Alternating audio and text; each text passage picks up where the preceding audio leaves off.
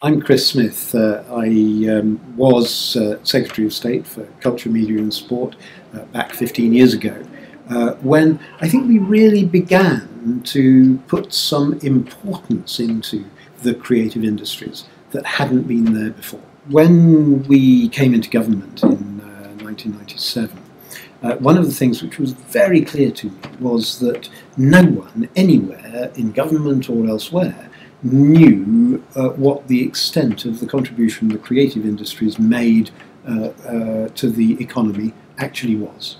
I mean, I sort of sensed in my bones that they must be important, that this whole range of things like architecture and advertising and design and music and film and television, they must be collectively rather important, but no one seemed to know exactly how important they were. And so we did the mapping work, we started looking at what the creative sector of the economy really represented, and we astonished ourselves with what we found in terms of the overall economic value, the number of people employed, and the rate of growth of these industries. We began to put them on the map.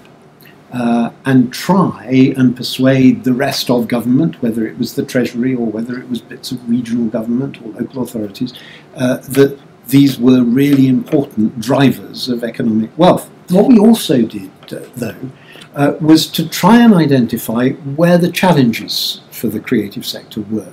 Where were the difficulties? Where were the blockages? What were the things that government could help with?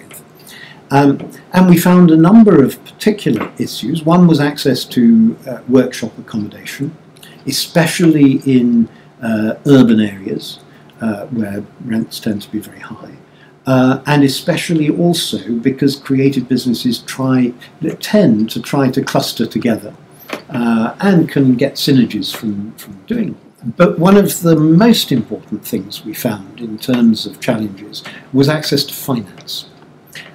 Because very often small creative businesses, and most creative businesses do tend to be quite small, and especially startups, young people setting out, brilliant ideas, bags of enthusiasm, they talk a completely different language from your traditional bank manager. And they're not looking for £1 million. So going to the big investment places like 3i or whatever really wasn't on for them. They were looking for 50,000, 70,000 to set up, to pay the rent for a few months, to get some basic equipment, and to start themselves going. And getting that sort of money for those sort of businesses through traditional means tended to be a challenge. That's where having something like the Creative Advantage Fund coming along was so beneficial, because that was a fund which was deliberately targeted at this sector. It was saying, we know the importance of this sector, we recognise how powerful it can be, we want to help to make it happen.